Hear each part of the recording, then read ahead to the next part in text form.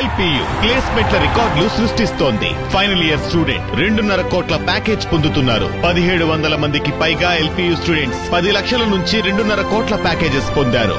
విద్యా విప్లవం ప్రారంభమైంది లవ్లీ ప్రొఫెషనల్ యూనివర్సిటీలో. వైజాగ్ బ్రాండ్ ఇమేజ్ ని కూటమి ప్రభుత్వం దెబ్బతీస్తోందని ఆగ్రహం వ్యక్తం చేశారు మాజీ మంత్రి గుడివాడ అమర్నాథ్. డ్రగ్స్ ను కూటమి సర్కార్ పెంచి పోషిస్తోందన్నారు. విశాఖ డ్రగ్స్ కేసులో అసలు దోషులను తప్పించారని విమర్శించారు. భరత్, వెలగపూడి, బండారు పోలీసులపై ఒత్తిడి తెచ్చారని చెప్పారు. డ్రగ్స్ కేసులో సీఎంఓ కూడా ఇన్వాల్వ్ అయిందన్నారు. మంత్రి లోకేష్, ఎంపీ భరత్ అసలు నిందితులను తప్పించారని ఆరోపించారు. ముగ్గురిని అరెస్ట్ చేసి మిగతా ఇద్దరిని ఎందుకు వదిలేశారని ప్రశ్నించారు. ఢిల్లీ నుంచి వచ్చినటువంటి థామస్ అనేటువంటి వ్యక్తి కొకైన్ ని తీసుకొని విశాఖపట్నం ఎయిర్పోర్ట్లో దిగి, ఈ విశాఖపట్నం ఎయిర్పోర్ట్లో దిగినటువంటి ఈ వ్యక్తి విశాఖపట్నం నగరంలో ఉన్నటువంటి ఒక యూనివర్సిటీ ప్రిమైసెస్లోకి వచ్చి అక్షయ్ కుమార్ అనేటువంటి వ్యక్తికి, అక్షయ్ కుమార్ వర్మ అనుకుంటా to be precise, Akshay Kumar Varma అనేటువంటి వ్యక్తికి ఈ కొకైన్ని అందిస్తూ డబ్బులు తీసుకున్నటువంటి సందర్భంలో పోలీసులు వాళ్ళని పట్టుకున్నటువంటి విషయాన్ని మనందరం కూడా చూసాం. నేను కూడా కొంతమంది అధికారులతో మాట్లాడినప్పుడు మీకు మీ ఇంటెలిజెన్స్ ద్వారా ఇది వచ్చిందా అంటే లేదు, మాకు పైన సెంట్రల్ ఇంటెలిజెన్స్ నుంచి చెప్తే తెలిసిందే అని చెప్పి సరే పోలీసులు చెప్పారు. సరే ఎక్కడి నుంచి వచ్చినా, ఏ ఇంటెలిజెన్స్ నుంచి వచ్చినా వారి ఇరువురిని రెడ్ హ్యాండెడ్గా పట్టుకోవడం, వారి దగ్గర 25 గ్రాముల కొకైన్ని స్వాధీనం చేసుకోవడం, 3,60,000 రూపాయలు నగదుని వారి దగ్గర స్వాధీనం చేసుకున్నటువంటి విషయం కూడా మనందరం కూడా చూసాం. ఇది కూడా ఆన్ రికార్డు మీకు పోలీస్ అధికారులు కూడా ఇచ్చినటువంటి విషయం మీ అందరికీ తెలుసు. అయితే ఆ రోజు అర్ధరాత్రి వారిద్దరిని అరెస్ట్ చేసిన తర్వాత వాళ్ళ కాల్ రికార్డ్స్లోంచి, వారి తాలూకు కాల్ రికార్డ్స్లోంచి మరో ముగ్గురిని ఐడెంటిఫై చేసి శనివారం ఉదయం 6-6:30 ప్రాంతంలో ఈ ముగ్గురిని కూడా పోలీసులు అదుపులో తీసుకున్నటువంటి విషయం కూడా మనందరం తెలుసు. సరే వారికి ఉన్నటువంటి కాల్ రికార్డ్స్ని ఆధారం పెట్టుకొని ఈ థామస్ అనేటువంటి వ్యక్తి కానీ, లేకపోతే ఈ అక్షయ్ కుమార్ అనేటువంటి వ్యక్తి కానీ వీరి ద్వారా ఎవరికి సరఫరా అయ్యింది, ఎవరు వీరితో కాంటాక్ట్లో ఉన్నారు, ఈ వచ్చినటువంటి ఈ డ్రగ్స్ని ఎవరెవరు ఇందులో పాత్ర ఉంది అనేటువంటి తెలుసుకునేటువంటి ప్రక్రియలో మరో ముగ్గురిని కూడా అదుపులో తీసుకున్నారు. సో ఈ తీసుకున్న తర్వాత జరిగినటువంటి రాజకీయ పరిణామాలు, అసలు జరిగినటువంటి ఇన్సిడెంట్ ఏంటి, జరిగినటువంటి కేసు ఏంటి, తద్వారా వచ్చినటువంటి తెలుగుదేశం పార్టీలో ఉన్నటువంటి ప్రముఖ ప్రజాప్రతినిధులు వారి ప్రమేయంతో ఈ కేసులో ఉన్నటువంటి కొంతమందిని తప్పించారా లేదా అనేటువంటి విషయానికి ఈ ప్రభుత్వం, పోలీసు అధికారులు సమాధానం చెప్పాల్సినటువంటి అవసరం ఉందని చెప్పి కూడా ఈ సందర్భంగా మీ ద్వారా కోరుతా ఉన్నాం, డిమాండ్ చేస్తా ఉన్నాం. కోనేరు రఘు, అలాగే గౌతమ్ జైన్, అలాగే డాక్టర్ కృష్ణ చైతన్య అనేటువంటి ముగ్గురిని, వీరి ముగ్గురిని పోలీసులు అదుపులో తీసుకున్నారు. శనివారం ఉదయం 6-6:30 ప్రాంతంలో వీరు ముగ్గురిని పోలీసులు ఏ రకంగా అదుపులో తీసుకున్నారు, వారి దగ్గర ఉన్నటువంటి సమాచారం, తద్వారా ఈ థామస్ అలాగే అక్షయ్ వర్మ అనేటువంటి వీరిద్దరి మధ్యలో ఉన్నటువంటి సంభాషణలు, మధ్యలో ఉన్నటువంటి కాల్ రికార్డ్స్, ఈ కాల్ లాగ్స్ అన్నింటినీ కూడా తీసిన తర్వాత ఈ ముగ్గురిని కూడా పోలీసులు అదుపులో తీసుకున్నారు. అక్కడి నుంచి అసలైనటువంటి సినిమా విశాఖపట్నం నగరంలో ఉన్నటువంటి ఒక శాసనసభ్యులు వెలగపూడి రామకృష్ణ బాబు గారు అనేటువంటి శాసనసభ్యుడు, సీనియర్ శాసనసభ్యుడు, ఆ రోజు ఉదయం 12:30కి పోలీస్ కమిషనర్ కార్యాలయానికి వెళ్ళారా లేదో ఒకసారి సమాధానం చెప్పాల్సినటువంటి అవసరం ఉంది ప్రభుత్వం. వెళ్ళి కమిషనర్ గారి మీద ఒత్తిడి తీసుకొచ్చినటువంటి మాట వాస్తవం కాదని చెప్పాలి. వీరితో పాటు మరో సీనియర్ శాసనసభ్యులు బండారు సత్యనారాయణమూర్తి గారు, వారి కుమారుడు, అలాగే నగరానికి చెందినటువంటి ప్రముఖ యూనివర్సిటీని నడుపుతున్నటువంటి దాని చైర్మన్, అలాగే విశాఖ పార్లమెంట్ సభ్యుడైనటువంటి భరత్, వీరందరి ప్రమేయంతో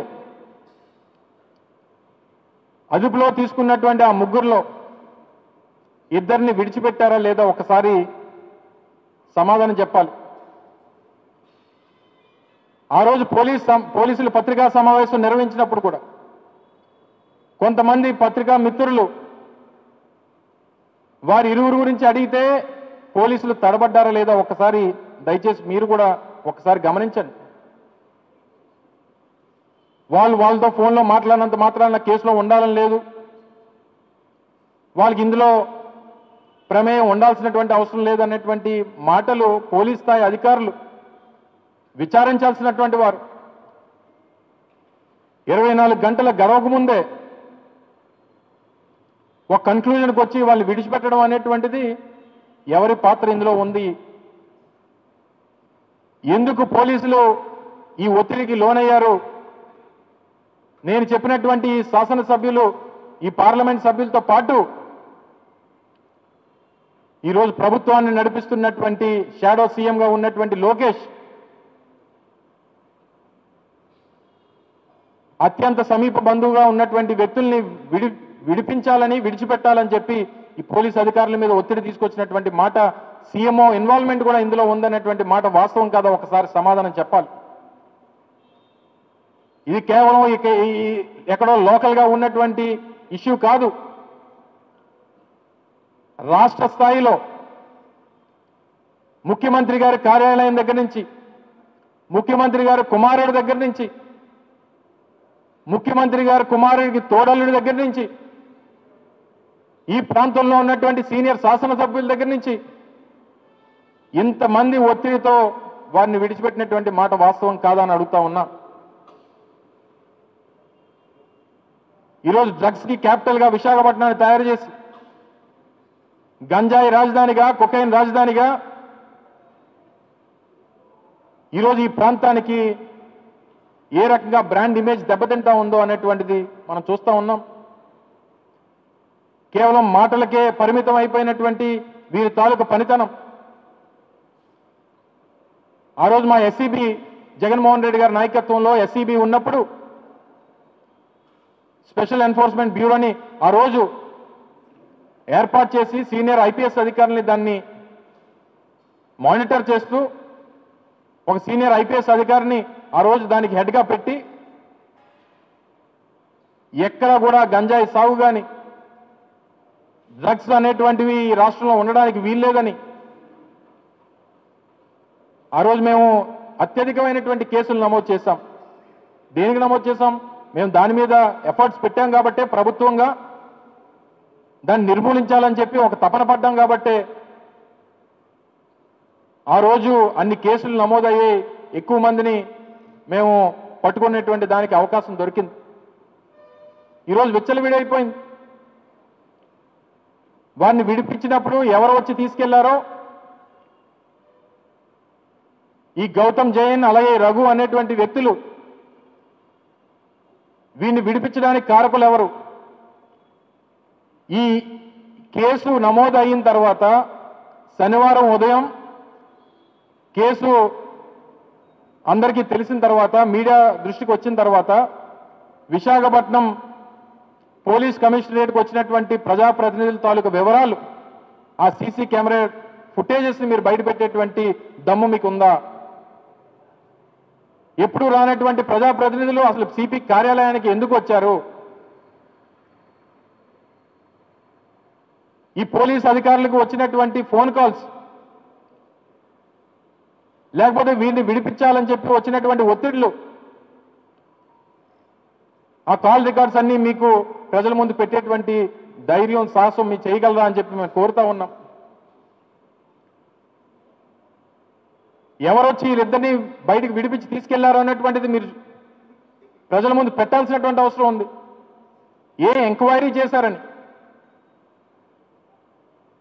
ఏ డెసిషన్కి వచ్చి మీరు ఎంక్వైరీ అనేటువంటిది కనీసం జరగకుండా పట్టుకున్నటువంటి 24 గంటల లోపే వారిని విడిచిపెట్టారని అంటే మీకు వచ్చినటువంటి ఒత్తిళ్ళేంటి? దీన్ని బట్టి ఈ రాష్ట్ర ప్రభుత్వం డ్రగ్స్ ని ఎంకరేజ్ చేస్తుందా లేదా అనేటువంటి దానికి ఈ కేసు ఒక నిదర్శనం అనేటువంటి విషయాన్ని కూడా సందర్భంగా తెలియజేస్తా ఉన్నా. ఇంత పెద్ద ఇష్యూ కొకైన్ అనేటువంటి ఒక డ్రగ్ని తీసుకొని వచ్చి ఒక పక్కేమో ఆ యూనివర్సిటీ ఆంధ్ర యూనివర్సిటీ అని కొంతమంది అంటారు, గీతం యూనివర్సిటీలో దొరికిందని కొంతమంది అంటారు. సరే, అది ఎక్కడ దొరికినా ఒకవేళ దొరికితే ప్రెస్టీజియస్ యూనివర్సిటీ ఆంధ్ర యూనివర్సిటీ లాంటి ఒక పవిత్రమైనటువంటి స్థలంలో ఇటువంటి కార్యకలాపాలు జరుగుతూ ఉన్నాయనంటే, లేదు ఒకవేళ గీతం యూనివర్సిటీలోనే దొరికితే ఈ రాష్ట్రానికి ఈ ప్రాంతానికి చెందినటువంటి పార్లమెంట్ సభ్యుడికి సంబంధించినటువంటి యూనివర్సిటీలోనే ఇటువంటి కార్యకలాపాలు జరుగుతున్నామంటే ఏం సమాధానం చెప్తారు ప్రజలకి? ఓ పక్క యోగాంధ్ర అని చెప్పి మభ్య పెడతారు, ఓ పక్క క్వాంటమ్ వ్యాలీలు అని చెప్పి మభ్య పెడతారు, లేదు 99 పైసలకే భూములు ఇచ్చేస్తామని చెప్పి మభ్య పెడతారు. ఈ ప్రాంతాన్ని మీరు ఏ రకంగా వాడుకొని ఈ ప్రాంతానికి నష్టాన్ని కలిగిస్తా ఉన్నారనేటువంటిది కూటమి ప్రభుత్వం ఆలోచన చేయాలి, ప్రజలకు సమాధానం చెప్పాలని చెప్పి కూడా కోరుతా ఉన్నా. ఇంత పెద్ద ఎత్తున ఇంత పెద్ద ఇష్యూ మాకున్నటువంటి సమాచారం మేరకు ఈ పట్టుబడ్డ థామస్, ఈ ఢిల్లీకి చెందినటువంటి వ్యక్తి ఎవరైతే ఈ డ్రగ్ డీలింగ్ ఏదైతే చేస్తా ఉన్నాడో, ఎవరితో అయితే డీల్ చేస్తున్నటువంటి ఈ అక్షయ్ కుమార్ అనేటువంటి వ్యక్తి ఎవరైతే ఉన్నాడో, ఈ వ్యక్తి కూడా ఉమ్మడి తూర్పుగోదావరి జిల్లాకు సంబంధించినటువంటి ఒక పార్లమెంట్ సభ్యుడికి అత్యంత సన్నిహితుడు అనేటువంటి విషయాన్ని కూడా ఈ సందర్భంగా తెలియజేస్తా ఉన్నా. ఎందుకంటే నాకున్నటువంటి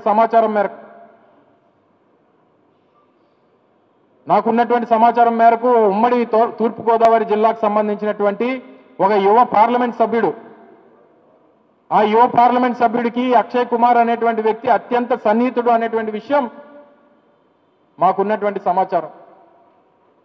అంటే ఇంతమంది పార్లమెంట్ సభ్యులు, ఇంతమంది శాసనసభ్యులు, ఇంతమంది సీనియర్ శాసనసభ్యులు, వెలగపూడి రామకృష్ణ బాబు గారు ఈ ప్రాంతంలో 4 సార్లు ఎమ్మెల్యే, విశాఖపట్నం నడిబొడ్డిన ఆయన ప్రాతినిధ్యం వహిస్తూ ఉన్నాడు. ఇటువంటి కార్యకలాపాలకి కొమ్ము కాస్తా ఉన్నారనంటే ప్రజలు ఒకసారి గమనించాలి. అతి పవిత్రమైనటువంటి యూనివర్సిటీలు నడుపుతా ఉన్నారు. ఆ యూనివర్సిటీలు నడిపేటువంటి వ్యక్తులు ఈరోజు పార్లమెంట్ సభ్యులుగా ఉన్నారు. వారు వచ్చి ఇటువంటి డ్రగ్ డీలింగ్స్కి ఇందులో ఉన్నటువంటి ఎవరైతే ఇందులో ఇన్వాల్వ్ అయినటువంటి వారు ఉన్నారు, వారికి కొమ్ము కాస్తా ఉన్నారంటే మీకు అవకాశాలు దేనికి ఇచ్చారు?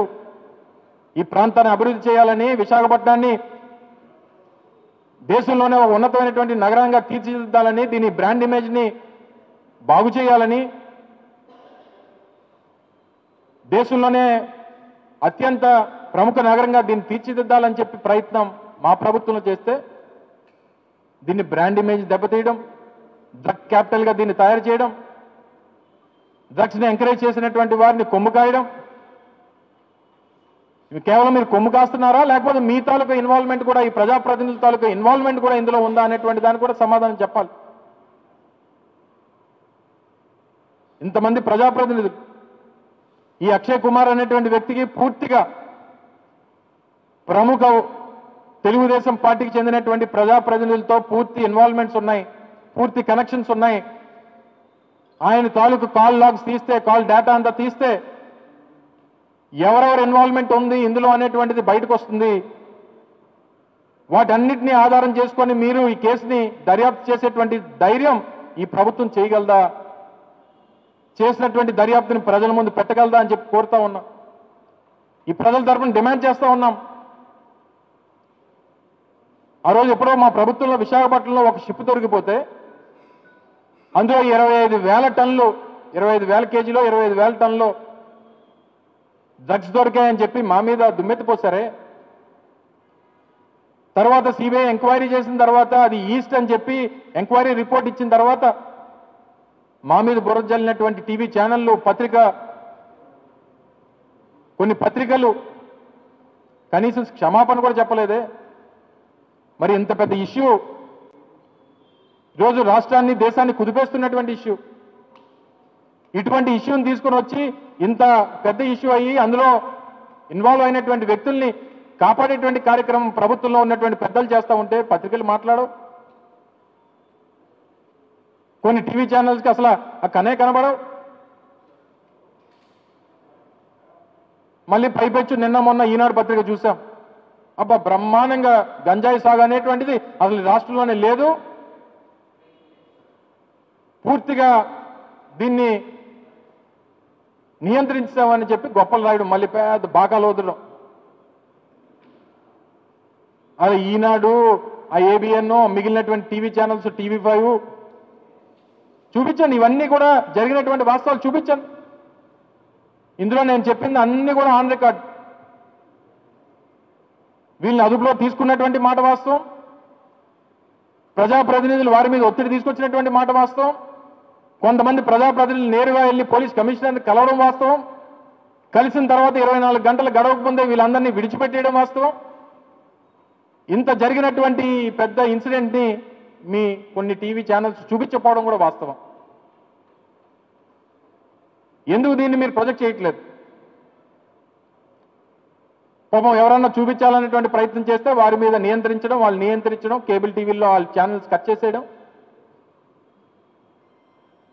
వాళ్ళు ఛానల్స్ని ప్రజలకి అందుబాటులో లేకుండా చేసేయడం. ఇది రెడ్ బుక్ రాజ్యాంగం. ఇదంతా కూడా రెడ్ బుక్ గవర్నెన్స్ ఒక పక్క, కొకైన్ గవర్నెన్స్ ఒక పక్క, గంజాయి గవర్నెన్స్ ఒక పక్క, మన వాళ్ళు ఎవరైనా దొరికిపోతే వాళ్ళని కాపాడడం ఒక పక్క.